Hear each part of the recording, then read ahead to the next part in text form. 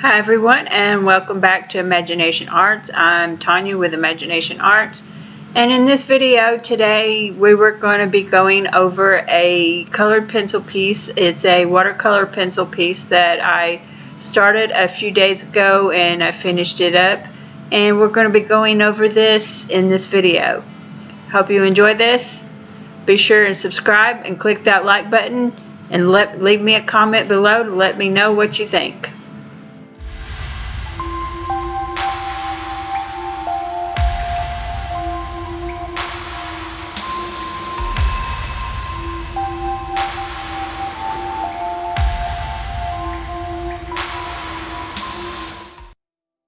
Okay, so in this piece, this is a piece that I did from a reference photo from Pixabay. It's an octopus sitting in front of a underwater cave. And what I'm doing right now is I'm just using that black watercolor pencil to go in and put in the shadows around the rocks and the rock facing of the cave, and the shadow back in the back of the cave, and then the shadows around the octopus. And then I will go in and put some violet in over the black, especially the shadows around and on the octopus, to make them look more deeper. You never want to use just straight black, especially on something like an animal or whatever, because you want it to have some depth. So you always want to put another color on top of black to make it look deeper and give it some depth and some volume. Now I'm taking that yellow and light green and a dark green and going in and putting in the grassy areas and the mossy colors that were on the rock facing, and then taking my paintbrush with some water from a little bowl setting to the side and just brushing out with my brush the watercolor once I have it on the page. And you want to make sure you have all your color on your page before you do it, and you want to go in circular motions so that we don't have quite as many pencil strokes in there. Now again, taking that black and going in and deepening up some of those areas that need to be deepened up and darkened. Show some more of that detail in the back of the cave, some of the rocks formations, going in with that black again around the outside of the cave entrance, darkening up those shadows under the rocks where there's crevices in the rocks and the rocks are separating. And then I used a reddish pink to go in and put some of the little pink little mossy or little plant life that were growing around the edges of the cave entrance and down on the ground in front of the octopus, and used my brush and the water to go in and then blend those out. Now I'm taking the violet and again using violet for the shadows on the octopus as well as some of the skin tones, but basically you want to use colors like violets and with just maybe a little bit of black in there for the shadows to deepen up and give it depth. And then I just used my brush again and some water and went in there and blended that out. I want to apologize about my head getting in the way. I tried to stay to one side so that I wouldn't be in the way that much, but occasionally would get in the view of the picture when I was trying to switch and when I'd lean over to get some more water.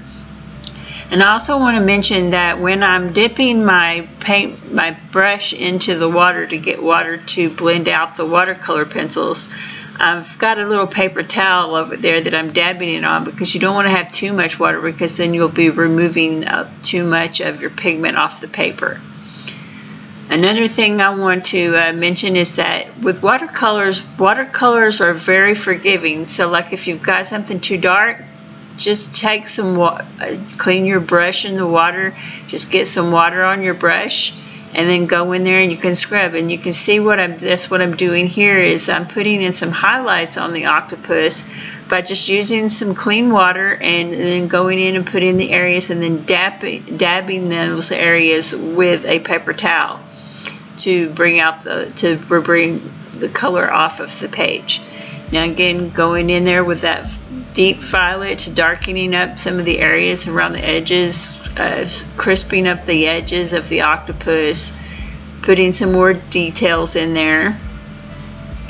Now I'm going through, he had a little spout that stuck out of the side that I covered up when I was doing some of the shadows around the edge of him, and now I'm just using those light, it was like a light tan and some orange to put that spout in off the side of his face. Again, going in with that violet, dark deepening up some of those shadows, some of that detail. Now I'm just using a little, I'm using a pencil, and I have trimmed the eraser on the end of the pencil to where it has just a little piece of it to where I can use that to go in and put some little highlights and some little texturing in on his skin. Now again, using the greens that I used before to go in and put some more detail into the grass and the moss growing on the side of the rock facing. Just trying to put some more texture in there, just putting some like little curls and some little just different shape, grassy squiggly shapes to give it kind of a mossy look.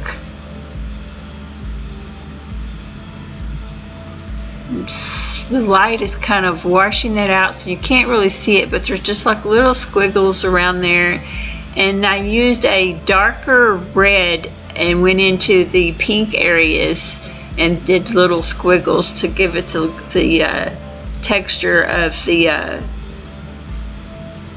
coral or the plant life that was growing on the sides there. Again, just using that dark green and the light green to go in there and put some of the textures in there,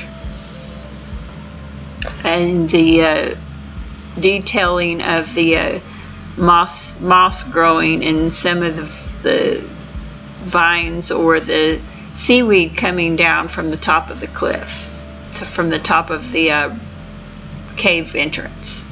And there was some that were coming off of the sides of the walls as well. Just going in there and putting those in there now. Putting those like strokes in there, showing moss flowing off some of the cracks and some of the sides of the wall. Just putting those little strokes in there to make it look like grass, mossy grass growing on the sides of the cliff, the wall facing of the cave entrance. Going in there and using that same green to put in some more detail on the rock in front of him.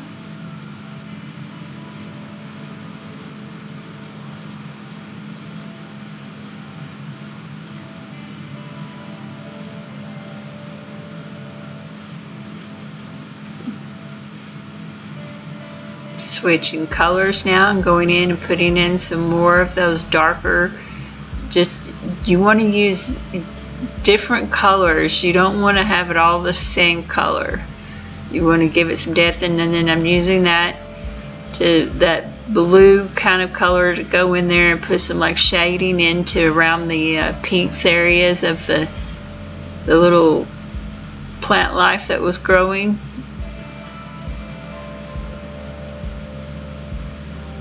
Defining some of those grassy areas that were coming out.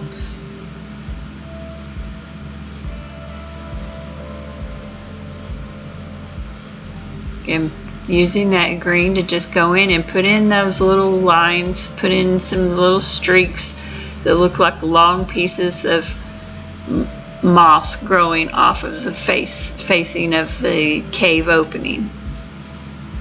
And that's a lighter green. It's a kind of an aqua green. It's kind of got a little bit of a yellowy tint to it, and a blue, kind of a bluish tint as well to it. It's kind of a in between a blue green and a yellow green.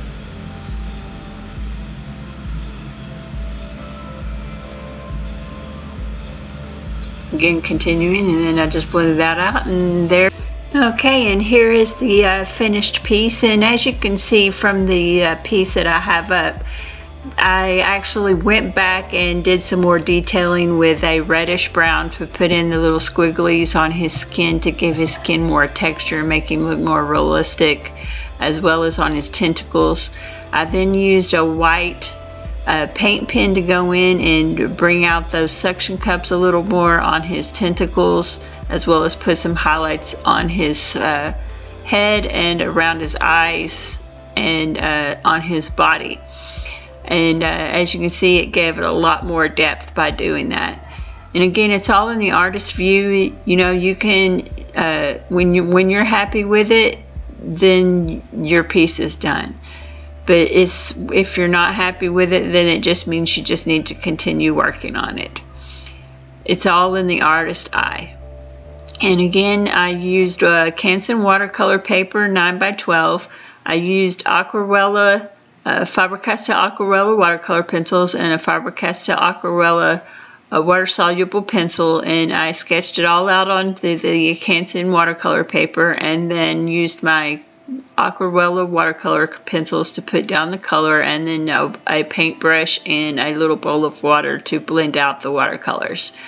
And again, I hope you enjoyed this and enjoyed following along and learning my thought process, as well as the steps that I did on working on this piece. I hope you enjoyed this. If you did, be sure and give it a like below, as well as click on that subscribe button so that you don't miss any of my future videos. I have new videos out every Thursday around 3 p.m. and I hope to see you around. Thanks for watching.